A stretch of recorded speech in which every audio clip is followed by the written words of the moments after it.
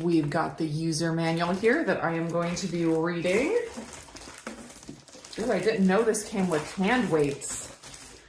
There's some little 2.2 pound weights. Those are adorable. We have the power cord. We have a remote hardware. Looks like this is one of the foot pedals, left and right.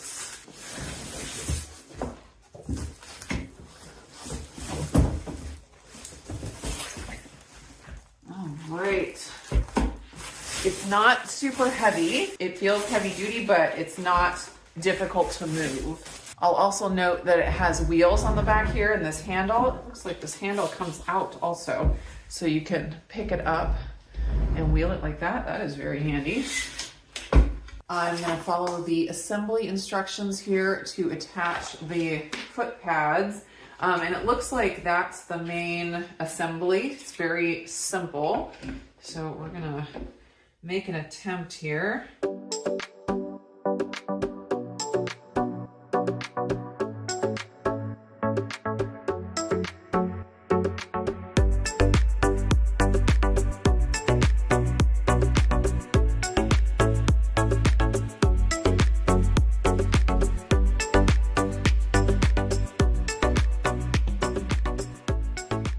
I got the foot pads on and now we're gonna get it plugged in. And I just saw that the remote has a magnet and it magnetizes here. So you don't have to worry about losing the remote.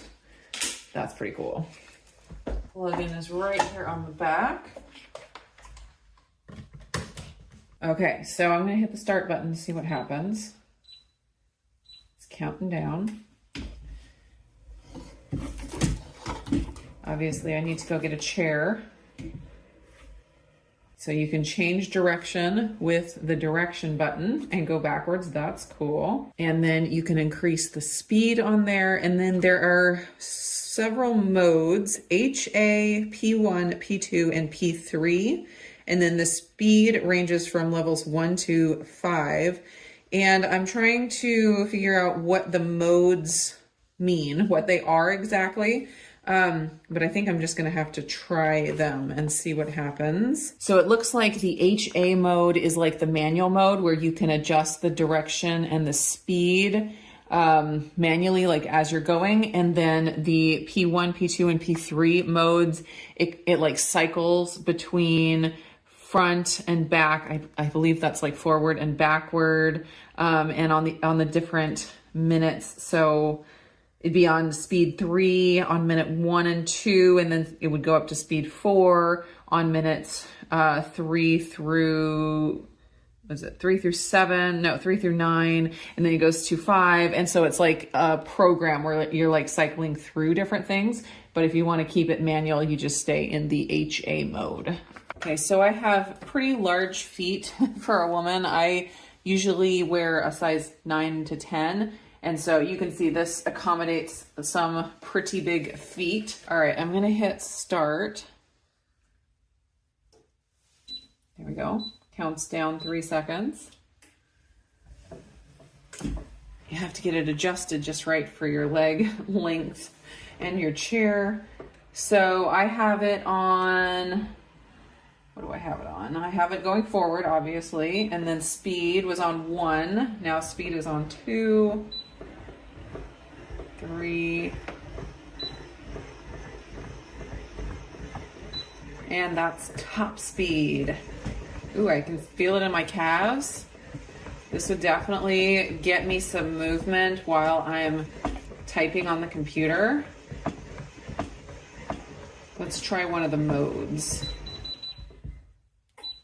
So I'm just hitting the M mode button to cycle between P1, P2, and P3. So I was reading this a little bit wrong. I think the time starts at 29 minutes, like 29 minutes left, and it starts at speed 1, and you're on the going forward for the first few minutes, and then you start speeding up and going backwards for a little while, back and forth.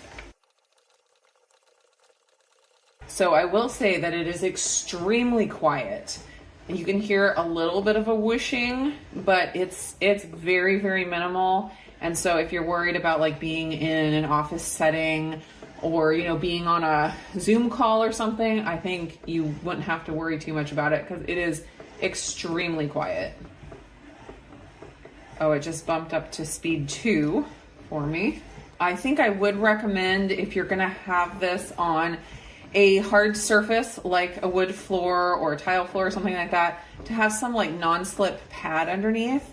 I think on carpet, which is probably where I will have it under my desk in the bedroom, I'm not gonna have any issue, but it can like slide a little bit on the slicker floor. So just like some kind of a silicone mat or something would probably help that out. So I will also mention that I'm checking my Fitbit to see my steps, because I was really curious if I'm sitting down and doing this, if I would get any steps. And it seems like I'm getting some steps. I don't think I'm getting as many steps as rotations, but it is counting the movement as some steps. Okay, so if I set my hand on my knee, the hand that has the Fitbit on it, I'm getting the steps counted more with the rotations. So if you do want to use this as a way to get steps in, which it's always hard to know like what equals a step, if each of these rotations is just as much movement. Oop, it's just switched direction, it's going backwards now. If each one of these movements is equivalent to a step, it's hard to know.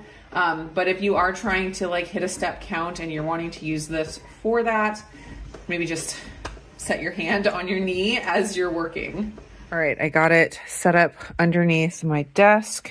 That's how it fits very nicely down there. Where did my remote go? There it is. I'll just start it here real quick.